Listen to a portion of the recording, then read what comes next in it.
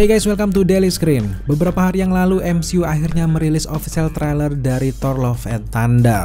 Film ini sendiri merupakan sequel keempat untuk si Dewa Petir ini guys. Thor menjadi satu-satunya karakter MCU yang memiliki 4 film solo sendiri. Ada banyak hal baru yang ditawarkan lewat film ini, salah satunya seperti Gorr the God Butcher yang akan diperankan oleh Christian Bale. Gorr nantinya akan menjadi villain merepotkan untuk Thor, tapi selain Gorr sebenarnya ada satu karakter MCU yang paling ditunggu oleh fans untuk muncul di film dari Thor Love and Thunder ini. Siapa dia? Dia tentu saja adalah Beta Ray Bill. Ada banyak teori fans yang bermunculan kalau Thor Love and Thunder nantinya akan menjadi film debut untuk Beta Ray Bill di MCU. Nah masalahnya tidak semua orang kenal dengan Beta Ray Bill. Pasti ada pertanyaan, siapa sebenarnya sosok Beta Ray Bill ini? So kali ini kita akan kenalan dengan karakter satu ini sekaligus kita akan memberikan sedikit teori bagaimana kemunculan di film Thor Love and Thunder ini guys. Tanpa berlama-lama lagi langsung saja inilah dia DS Origin Beta Ray Bill. Beta Ray Bill merupakan makhluk ras Carbonite yang planetnya dihancurkan oleh Surtur. Setelah diserang habis-habisan, ras Carbonite yang tersisa ini berniat mencari tempat tinggal baru. Mereka kemudian berkumpul dan memutuskan untuk pergi dan mencari planet baru yang bisa dihuni. Ras Carbonite ini pun melakukan beberapa persiapan. Mereka ini ternyata tidak ingin kejadian penyerangan itu terulang lagi guys. Nah kali ini, ras Carbonite ini mempersiapkan diri mereka jauh lebih baik. Mereka bahkan menyeleksi anggota ras mereka. Nah, diadakanlah tes fisik dan juga ketangkasan bertarung untuk melihat siapa saja yang bisa diandalkan. Beberapa mereka yang lolos tes fisik akhirnya akan mengikuti proses selanjutnya. Secara keseluruhan proses ini memang cukup rumit, jiwa mereka bahkan dipindahkan ke tubuh baru yang sudah disiapkan. Tubuh baru ini adalah cyborg yang hampir keseluruhannya adalah terbuat dari mesin. Dalam prakteknya proses pemindahan jiwa ini memang sangat menyakitkan loh guys. Ada banyak sekali ras Carbonite yang gagal dan justru gugur dalam proses ini. Yang menariknya adalah hanya ada satu yang bertahan dan dia tentu saja adalah Beta Ray Bill. Bill di sini berada di tubuh barunya. Selain dilengkapi dengan organ mesin, tubuhnya tersebut ternyata juga merupakan hasil dari eksperimen genetika.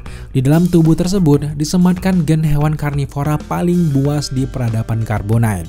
Jadi bisa kalian bayangkan bagaimana kekuatan hewan buas berpadu dengan kehebatan mesin ataupun cyborg. Nah hal ini membuat Beta Ray Bill mendapatkan kekuatan fisik yang luar biasa. Namanya juga kemudian berubah dari Bill menjadi Beta Ray Bill.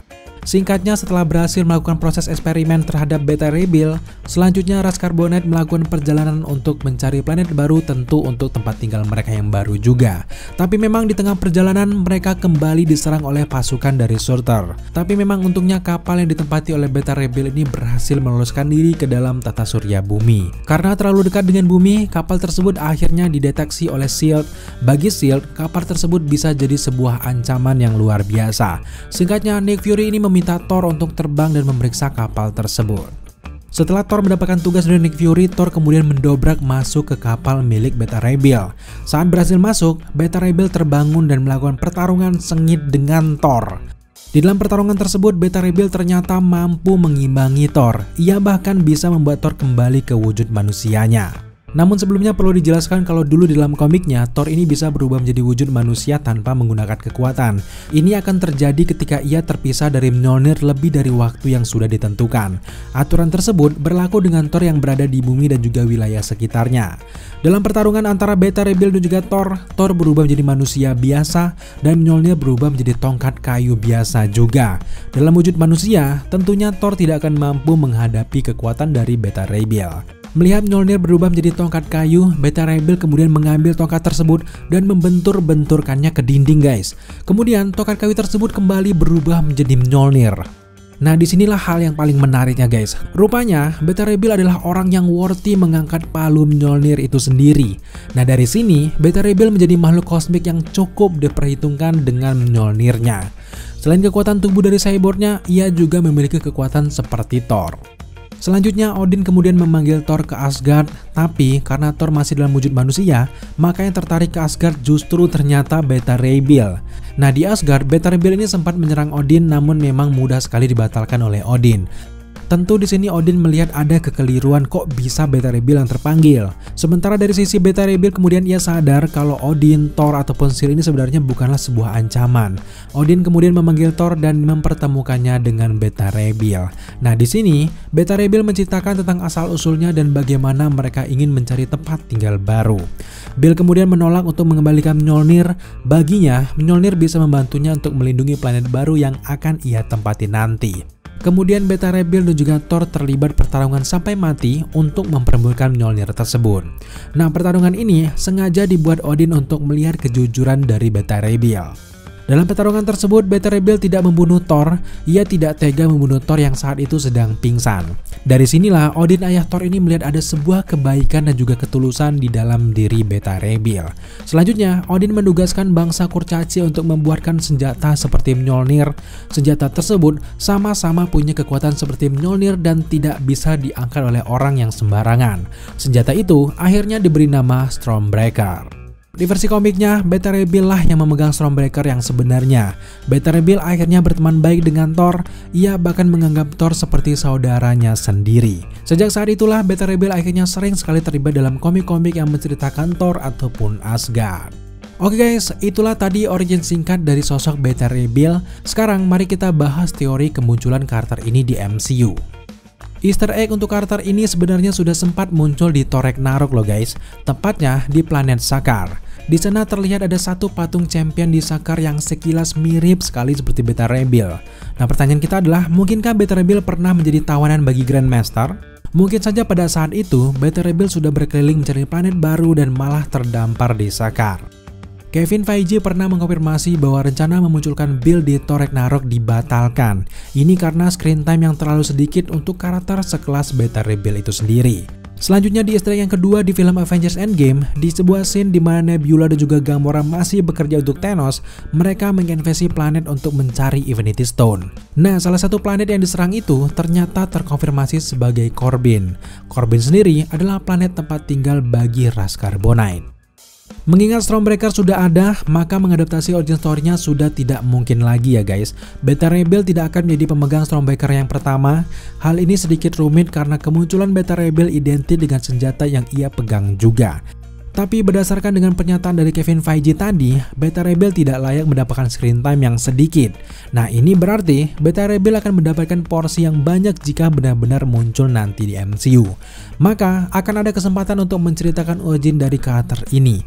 Tidak perlu sedetail mungkin, bisa hanya dalam format narasi si karakter saja. Jika dilihat dari trailernya, Thor Love and Thunder akan menjadi perjalanan spiritual Thor dalam menemukan kembali jati dirinya. Setelah ia mengalami kejadian pahit di Thor Ragnarok hingga ke Endgame, Thor sudah saatnya melakukan kontemplasi terhadap hidupnya sendiri. Ia akan melakukan perjalanan sendiri mengelilingi alam semesta hanya untuk mencari tahu untuk apa ia hidup selama ini. Bahkan di dalam trailer kita bisa melihat Thor bermeditasi dan lebih sering memperhatikan alam sekitarnya. Nah, dalam perjalanan kontemplasi ini, bisa saja Thor bertemu dengan sosok Beta Ray Bill. Apalagi teori kita ini semakin kuat di salah satu scene dari trailernya, kita sempat melihat Thor menanamkan Stormbreaker-nya.